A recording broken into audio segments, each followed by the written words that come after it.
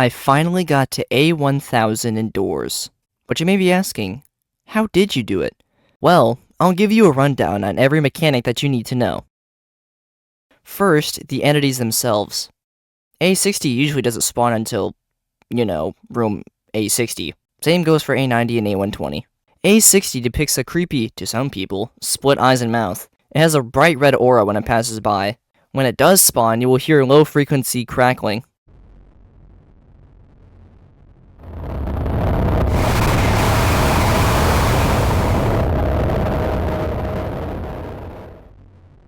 This entity spawns when the room in front of you being opened has lockers in it.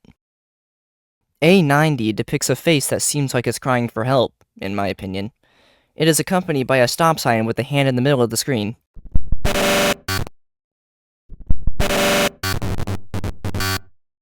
This perhaps should give you the right idea to avoid him without any explanation. This entity has a random chance to spawn. A120 is depicted as a squiggly face as if drawn by a mere kid. Sorry, I'll splash, that's just what I see. However, it emits no aura compared to A60. When A120 spawns, you should hear distant drumming, then a weird unintelligible whisper when it's closer.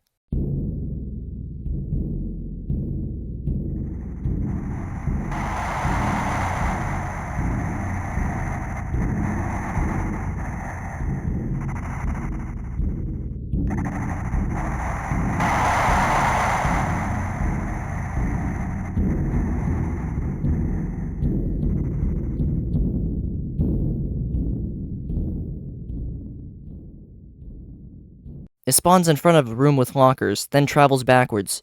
This entity also has the chance to rebound back, so when you don't hear him completely, you're free to go. These three entities may seem easy at first, but there's a catch.